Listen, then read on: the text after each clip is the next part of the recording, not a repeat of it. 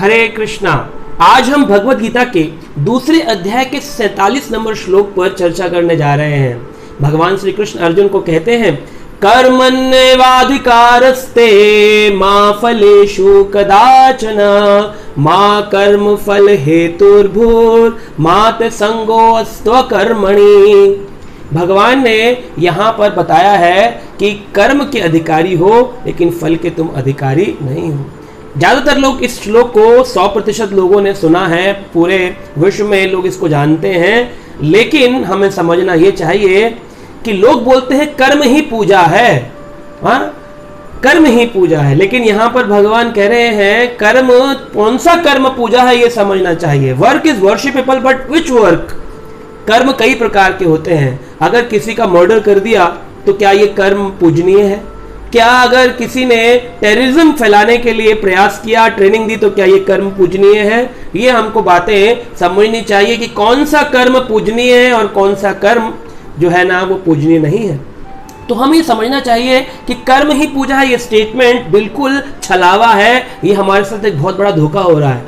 तो भगवान ने इस श्लोक को 4 भागों में बांटा है। हम देखते हैं कई प्रकार के कर्मों की चर्चा है। जैसे कुछ कर्म नित्य कर्म कहलाते हैं, उसमें अच्छा बुरा नहीं होता। नहाने में क्या अच्छा क्या बुरा, हर व्यक्ति नहा रहा है, वो नित्य क्रियाएं हैं।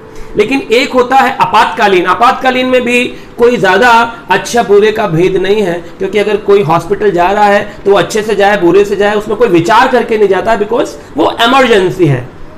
और हम देखते हैं तीसरा है इच्छित कर्म, जिसमें हम प्लानिंग करके उस कर्म को करते हैं। वो यहां पर चर्चा करी गई है कि कर्म एव अधिकारस्ते। इस श्लोक को 4 भागों में भगवान ने बांट करके समझाया है। पहला है कर्म के तो तुम अधिकारी हो, कर्म एव अधिकारस्ते, कर्म के तुम अधिकारी हो, लेकिन मां फलेषु कदाचन, फल के तुम अधिकारी नहीं हो। अच्छा मिलेगा कि बुरा मिलेगा ये तुम्हारे हाथ में नहीं है।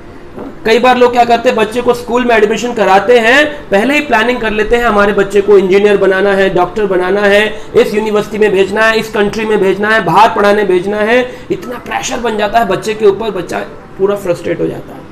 तो ये फल के अधिकारी नहीं है। पहले एक स्टेटमेंट आती थी, हम लोग बोला करते थे, do your best and leave the rest. तो लीव द रेस्ट किस पर? भगवान पर। Do your best and leave the rest on whatever God wants to give. भगवान जो देना चाहते हैं उस पर आप स्वीकार करिए उस चीज को। तो रिजल्ट के हम अधिकारी नहीं है, फिर भी लोग रिजल्ट से इतना अटैच होते हैं। कोई भी क्रिया शुरू करने से पहले रिजल्ट क्या होगा उसके बारे में, ये एकदम ऐसा होना चाहिए, तो फिर वो हमको हमेशा डिप्रेशन टेंशन देगा। तीसरी बात भगवान कहते हैं, मां कर्म फल हेतुर्भू। अगर मान लो आपने कोई कार्य किया और उसका अच्छा या बुरा रिजल्ट आया, तो बुरा आने पर दुखी मत हो, हाय हाय मैंने ये क्या कर दिया, और अच्छा आने पर सुखी मत हो, हाय मैंने अचीव कर लिया, क्योंकि मां कर्म फल हेतुर्भूर, तुम फल के हेतु भी नहीं हो। अर्जुन को भगवान कहते हैं, तुमने यहां पर हजारों लाखों लोगों को मार दिया, अर्जुन तुम दुखी मत हो कि तुमने अपने स्वजनों को मार दिया। अगर तुम न मारते तो इनकी मृत्यु तो नेचुरल डेथ से भी होनी ही थी। तुम तो खाली एक निमित्त मात्र हो, इंस्ट्रूमेंट हो मेरे लिए, है ना। तो ये समझना चाहिए कि हमारे को अच्छा रिजल्ट मिले या बुरा, अच्छा रिजल्ट मिले तो ये मत सोचो यस आई डिड इट, मैंने अचीव किया। आप कौन हो? क्योंकि फल तो भगवान दे रहे हैं।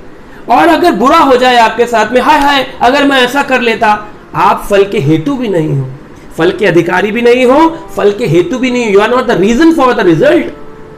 और चौथी चीज भगवान कहते हैं, लोग सोचते हैं कर्म का अधिकार तो दिया भगवान आपने, लेकिन ना फल का अधिकारी मैं हूं, ना मेरी इच्छा से फल मिल रहे, रिजल्ट मिल रहे हैं, ना मेरी इच्छा से मैं सुखी और दुखी हो सकता हूं फल के रिजल्ट में, अच्छे और बुरे में।